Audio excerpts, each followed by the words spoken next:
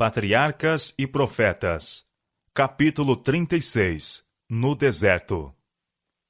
Durante quase 40 anos, os filhos de Israel perderam-se de vista na obscuridade do deserto. E os dias que caminhamos, desde Cádiz Barneia até que passamos do ribeiro de Zered, diz Moisés, foram 38 anos, até que toda aquela geração dos homens de guerra se consumiu no meio do arraial, como o Senhor lhes jurara. Assim também foi contra eles a mão do Senhor, para os destruir do meio do arraial, até os haver consumido. Deuteronômio capítulo 2, versos 14 e 15. Durante esses anos, lembrava-se constantemente ao povo que se achavam sob a reprovação divina. Na rebelião em Cádiz, tinham rejeitado a Deus, e Deus, durante aquele tempo, os rejeitara. Visto que se haviam mostrado infiéis para com seu conserto, não deveriam receber o sinal desse conserto, o rito da circuncisão. Seu desejo de voltar à terra da escravidão mostrara serem eles indignos da liberdade, e a ordenação da Páscoa, instituída para comemorar o livramento do cativeiro, não deveria ser observada. Contudo, a continuação do serviço no tabernáculo atestava que Deus não abandonara completamente seu povo, e sua providência supria-lhes ainda as necessidades. O Senhor teu Deus te abençoou em toda a obra das tuas mãos, disse Moisés, referindo à história de suas peregrinações. Ele sabe que andas por este grande deserto. Estes 40 anos, o Senhor teu Deus esteve contigo. Coisa alguma te faltou. Deuteronômio capítulo 2, verso 7. E o hino dos levitas, registrado por Neemias, descreve vividamente o cuidado de Deus por Israel, mesmo durante aqueles anos de rejeição e banimento. Tu, pela multidão das tuas misericórdias, os não deixaste no deserto. A coluna de nuvem nunca deles se apartou de dia, para os guiar pelo caminho, nem a coluna de fogo de noite, para os alumiar e mostrar o caminho por onde haviam de ir. E deste o teu bom espírito para os ensinar, e o teu maná não retiraste da sua boca, e água lhe deste na sua sede. Desse modo o sustentaste 40 anos no deserto. Seus vestidos se não envelheceram, e os seus pés se não incharam. Neemias capítulo 9, versos 19 a 21. A peregrinação no deserto não foi simplesmente ordenada como um juízo sobre os rebeldes e murmuradores, mas servia à geração que crescia como disciplina preparatória à sua entrada na terra prometida. Moisés declarou-lhes: Como um homem castiga seu filho, assim te castiga o Senhor teu Deus, para te humilhar, a te tentar, para saber o que estava no teu coração, se guardarias os seus mandamentos ou não. E se te deixou ter fome, e te sustentou com maná, que tu não conheceste, nem teus pais o conheceram, para te dar a entender que o homem não viverá só de pão, mas que de tudo o que sai da boca do Senhor viverá o homem. Deuteronômio capítulo 8, versos 5, 2 e 3. Achou-o na terra do deserto, e num ermo solitário cheio de uivos, trouxe-o ao redor, instruiu-o, guardou-o como a menina do seu olho. Em toda a angústia deles foi ele angustiado, e o anjo da sua face os salvou. Pelo seu amor e pela sua compaixão, ele os remiu, e os tomou, e os conduziu de todos os dias da antiguidade. Deuteronômio capítulo 32, verso 10, e Isaías capítulo 63, verso 9. Todavia, os únicos relatos de sua vida no deserto são exemplos de rebelião contra o Senhor. Da revolta de Coré resultou a destruição de 14.000 pessoas de Israel. E houve casos isolados que mostram o mesmo espírito de desdém pela autoridade divina. Uma ocasião, o filho de uma mulher israelita e um egípcio, sendo este da mistura de gente que com Israel subira do Egito, deixou a parte que lhe era própria no acampamento e, entrando na dos israelitas, pretendeu ter direito de armar sua tenda ali. Isto a lei divina lhe vedava fazer, sendo os descendentes de um egípcio excluídos da congregação até a 3ª geração. Uma contenda surgiu entre ele e um israelita, e a questão, sendo referida aos juízes, foi decidida contra o transgressor. Enraivecido com esta decisão, amaldiçoou o juiz e, no ardor de sua paixão, blasfemou do nome de Deus. Foi imediatamente levado perante Moisés. Havia sido dada esta ordem: quem amaldiçoar a seu pai ou a sua mãe, certamente morrerá. Mas disposição alguma fora tomada para atender a este caso. Tão terrível era o crime que foi sentida a necessidade de direção especial de Deus. O homem foi posto em guarda até que se pudesse saber a vontade do Senhor. Deus mesmo pronunciou a sentença. Por determinação divina, o homem blasfemo foi conduzido para fora do acampamento e apedrejado. Aqueles que tinham sido testemunhas do pecado colocaram as mãos sobre sua cabeça, testificando desta maneira, solenemente, da verdade da acusação contra ele. Então, atiraram as primeiras pedras, e o povo que estava ao lado uniu-se a seguir na execução da sentença. Isto foi seguido do anúncio de uma lei para enfrentar as faltas idênticas. E aos filhos de Israel falarás dizendo: qualquer que amaldiçoar o seu Deus, levará sobre si o seu pecado. E aquele que blasfemar o nome do Senhor, certamente morrerá. Toda a congregação certamente o apedrejará. Assim como o estrangeiro, como o natural, blasfemando o nome do Senhor, será morto.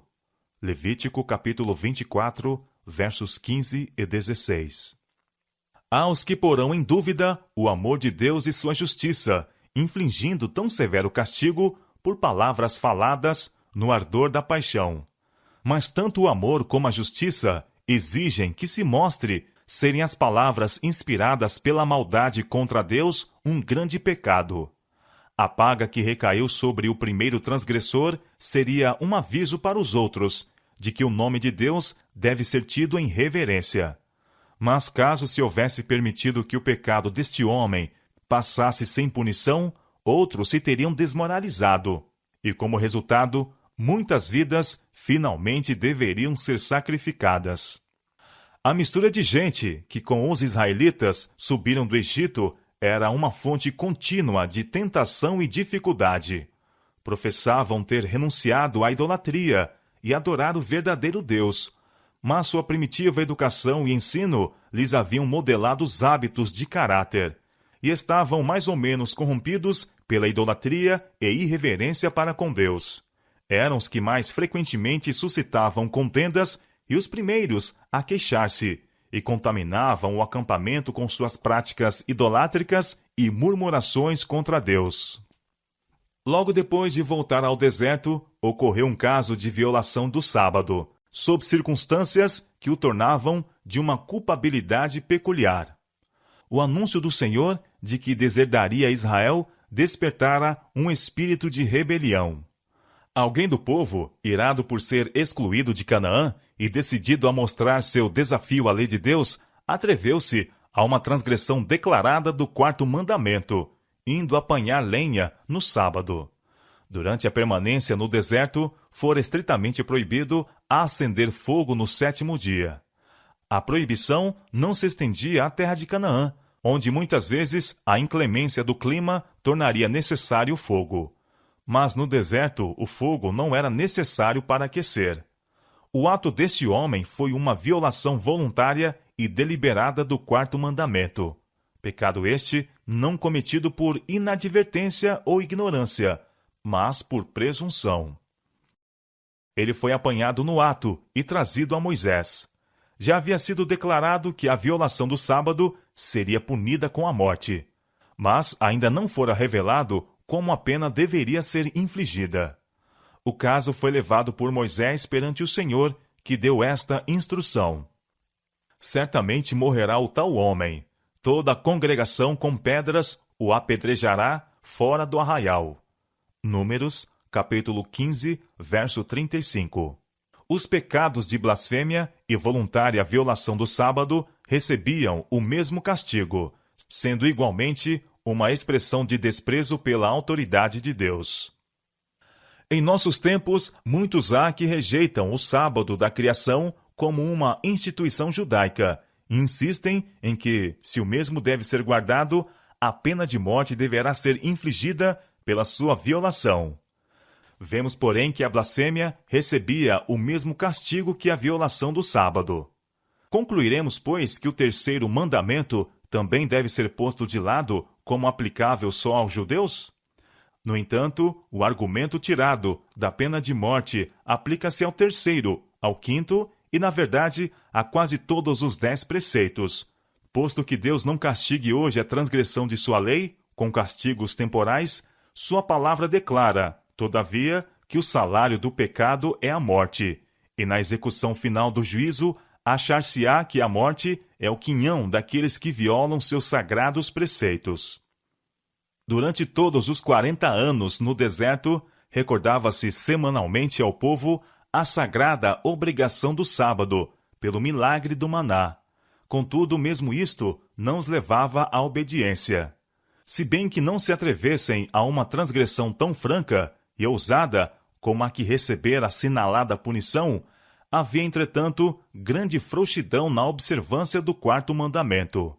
Deus declara pelo seu profeta: profanaram grandemente os meus sábados. Ezequiel capítulo 20, versos 13 a 24. E isto se conta entre as razões para a exclusão da primeira geração da terra prometida. Não obstante, seus filhos não aprenderam a lição. Tal foi sua negligência do sábado durante os 40 anos de vagueação que, embora Deus os não impedisse de entrar em Canaã, declarou que deveriam ser espalhados entre os gentios depois de seu estabelecimento na terra prometida. De Cádiz, os filhos de Israel voltaram ao deserto, e terminado o período de sua permanência no deserto, os filhos de Israel, a congregação toda, vieram ao deserto de Zim, no primeiro mês.